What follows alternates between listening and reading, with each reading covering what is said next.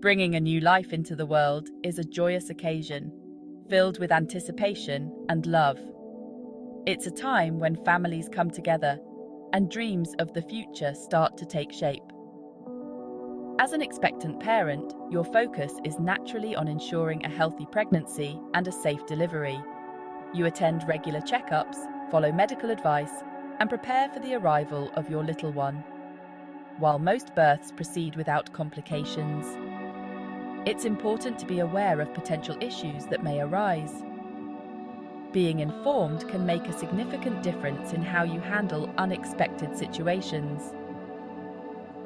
One such concern is postpartum hemorrhage, a condition that involves excessive bleeding after childbirth. This can be a serious issue, but with the right knowledge, it can be managed effectively.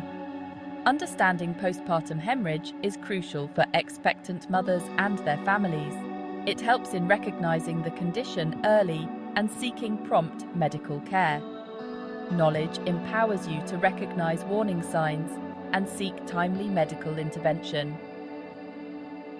Early detection and treatment can significantly improve outcomes. This essay aims to provide a clear and reassuring overview of postpartum hemorrhage, covering its causes, symptoms, treatment, and prevention. We will break down complex medical information into easy-to-understand terms. Remember, awareness and preparedness are your best allies in ensuring a healthy postpartum experience. Being prepared can help you stay calm and take the necessary steps if complications arise.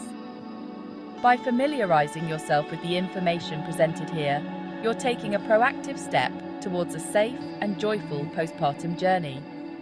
Knowledge is a powerful tool in safeguarding your health and that of your baby. Let's delve into the details of postpartum hemorrhage and equip you with the knowledge you need. Together, we can ensure that you are well prepared for any challenges that may come your way. Postpartum hemorrhage refers to significant blood loss from the uterus after childbirth. It's a serious condition that requires immediate medical attention. While some bleeding is normal after delivery, excessive bleeding can be life-threatening if not addressed promptly. Medically, postpartum hemorrhage is defined as blood loss exceeding 500 milliliters, about 2 cups, after a vaginal delivery. For a caesarean delivery, the threshold is 1,000 milliliters, about 4 cups. However, any amount of bleeding that seems excessive or unusual should be reported to your healthcare provider immediately. Time is of the essence when it comes to postpartum hemorrhage. Recognizing the signs and seeking help without delay can make a significant difference in outcome. In the next section, we'll explore the common causes of postpartum hemorrhage to understand why it occurs. Several factors can contribute to postpartum hemorrhage. Understanding these causes is crucial for both prevention and treatment. One of the most common causes is uterine atony, a condition where the uterus fails to contract properly after delivery. When the uterus doesn't contract, the blood vessels at the placental site remain open, leading to excessive bleeding. This is similar to what happens when you get a cut and the bleeding doesn't stop because the wound isn't closing. Another common cause is retained placenta. After childbirth, the placenta, which nourishes the baby in the womb, should detach from the uterine wall and be expelled. However, sometimes fragments of the placenta can remain attached, preventing the uterus from contracting fully and causing bleeding. Let's delve a bit deeper into uterine atony, as it's the leading cause of postpartum hemorrhage. Normally, after the baby is born, the uterus contracts powerfully to compress the blood vessels that supplied the placenta. These contractions help to prevent excessive bleeding. However, in cases of uterine atony, the muscles of the uterus fail to contract effectively. This can be due to a variety of reasons, including an overly distended uterus, common in multiple pregnancies or with a large baby, a prolonged or very fast labor, or the use of certain medications during labor. When the uterus doesn't contract as it should, the blood vessels at the placental site remain open and continue to bleed. This can lead to a rapid and significant loss of blood, making uterine atony a potentially life-threatening complication. Section 5. Retained placenta and other causes. In addition to uterine atony, other factors can contribute to postpartum hemorrhage, or PPH, which is a serious condition that requires immediate medical attention. As mentioned earlier, retained placenta is a common culprit. This condition can be particularly dangerous if not addressed promptly. This occurs when the placenta doesn't detach completely from the uterine wall, or when small pieces of the placenta remain attached after delivery. These retained fragments can cause continuous bleeding. Trauma to the birth canal during delivery can also lead to PPH. This trauma can be caused by various factors, including the baby's size and the speed of delivery. Tears in the cervix, vagina, or perineum, the area between the vagina and anus, can bleed heavily. These tears can range from minor to severe, with larger tears posing a greater risk. While these tears are often a normal part of childbirth, larger tears can lead to significant blood loss, requiring surgical intervention to repair. Finally, certain pre-existing medical conditions can increase the risk of PPH. It's important for healthcare providers to be aware of these conditions before delivery. These include blood clotting disorders, which prevent the blood from clotting properly, and conditions like placenta previa, where the placenta covers the cervix, or placental abruption, where the placenta separates from the uterine wall prematurely. Both conditions can lead to severe bleeding and require careful monitoring and management. Section 6. Recognizing the symptoms of PPH.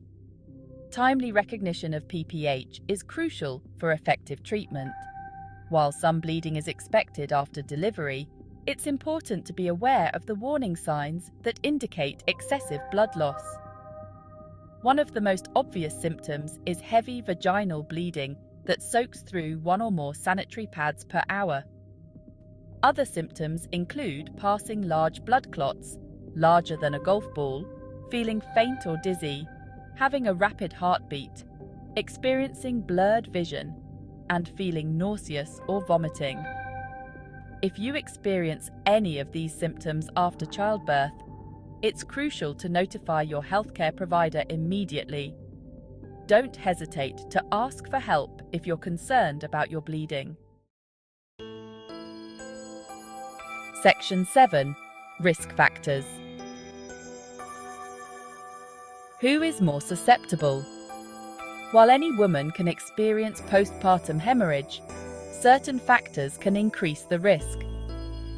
Understanding these risk factors can help healthcare providers identify women who may need closer monitoring or interventions to prevent or manage PPH.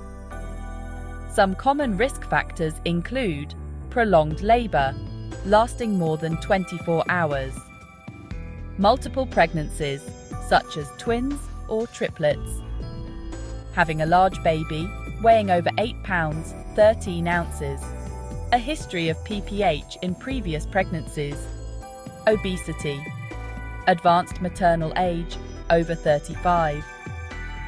It's important to note that having one or more risk factors doesn't guarantee that you'll experience PPH.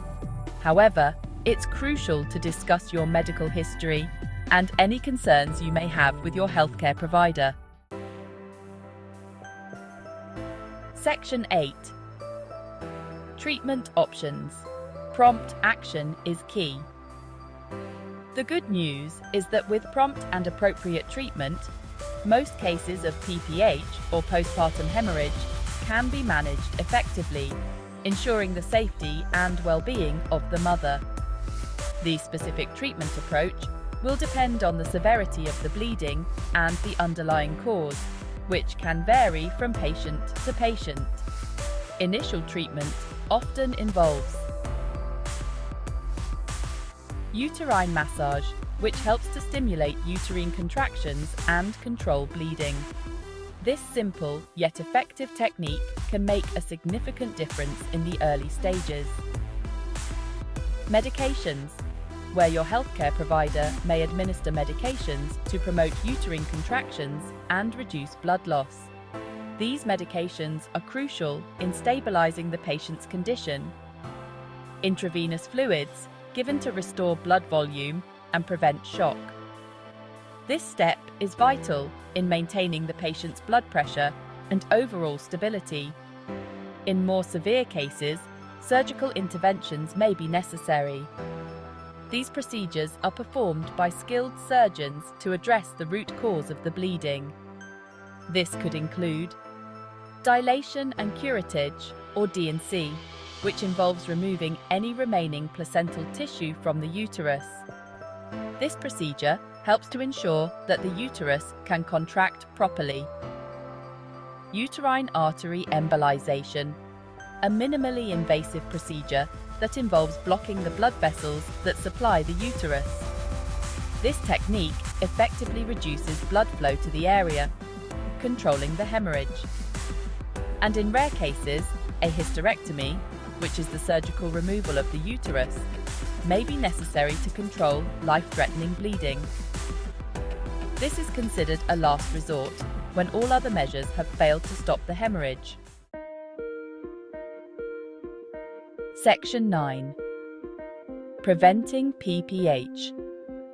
Your role in a safe delivery. While not all cases of PPH are preventable, there are steps you can take to reduce your risk and promote a safe delivery. One of the most important things you can do is to receive regular prenatal care throughout your pregnancy. Attending all scheduled prenatal appointments allows your healthcare provider to monitor your health and address any potential issues early on. This includes managing pre-existing conditions that could increase your risk of PPH, such as high blood pressure or gestational diabetes. During labour and delivery, your healthcare team will closely monitor your vital signs and the amount of blood loss. They will also be prepared to administer medications or perform interventions as needed to prevent or manage PPH. Section 10. Seeking support and staying informed. Postpartum hemorrhage can be a frightening experience, but it's important to remember that you're not alone. By understanding the causes, symptoms, and treatment options, you can approach childbirth with greater confidence and preparedness. Don't hesitate to discuss any concerns you may have with your healthcare provider. They are your best resource for information and support throughout your pregnancy and postpartum journey. Remember, knowledge is power. By staying informed and advocating for your health, you can help ensure a safe and healthy delivery for both you and your baby.